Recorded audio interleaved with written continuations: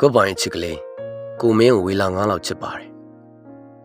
ဘသူတွေကရောကိုရိုးလောက်ချစ်နိုင်ကြမှာမို့လို့လေကုံလုံခဲ့တဲ့ຫນွေဦးပြီးတဲ့နောက်မြစ်တွေရဲ့ခြေရာအတိုင်းစောင်းဦးနောက်ကိုကိုရိုးလိုက်ခဲ့တယ်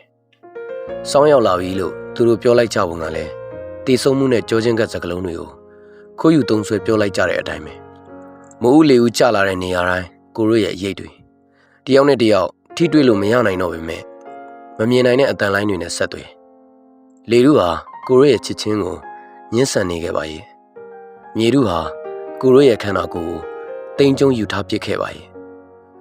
အတောင်ပံတွေကိုဖြန့်လို့အိပ်ပျော်နေတဲ့ကြယ်တွေကိုကိုရိုးအနှောက်အယှက်မပေးကြဆိုတော့နဲ့အရေးတွေရဲ့တီးတို့ပြောစကားခက်တူးတူးကြားနေရတဲ့တင်းချိုင်းလိုတောင်းနေအနာကိုရိုးကိုမသွားစေချင်တဲ့အမျိုးသမီးတွေလည်းဒီကဘာမှာအမှန်တကယ်ရှိခဲ့ဘူးပါတယ်အမျိုးသမီးတိုင်းဟာတားပြောက်ရှာခဲ့ကြဘူးတဲ့မိခင်တွေကြီးပါပဲလင်ယောက်ျားဖြစ်သူရဲ့ရှေးပမိုးကိုစပင်စားနဲ့ပုတ်လို့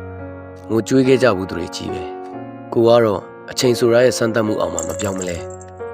ကြွေကြသွားပေမဲ့အသက်ဆက်ရှင်တန်နေတဲ့တစ်ရွက်ကိုမပြောနိုင်ခဲ့တဲ့ဒီကဘာမှာမင်းကိုပျော်နေစေချင်ခဲ့တဲ့တိုက်ကန်တာပိုကောင်းတဲ့တစ်ပင်တွေဖြစ်လာဖို့မြေကြီးထဲမှာပုံအောင်နေခဲ့တဲ့အဖူးအညောက်လွမ်းဆွေးတွေးငေးခဲ့ကြတဲ့လူငယ်တိုင်းကတော့ဘယ်တိုင်းပြည်ရဲ့သမိုင်းမှာမဆိုရှိခဲ့ဘူးကြပါလိမ့်မယ်ကိုပိုင်ချစ်ကလေးကိုကတော့မင်းကိုဝေလာ9လောက်ချစ်ခဲ့ပါတယ်မိုးရေ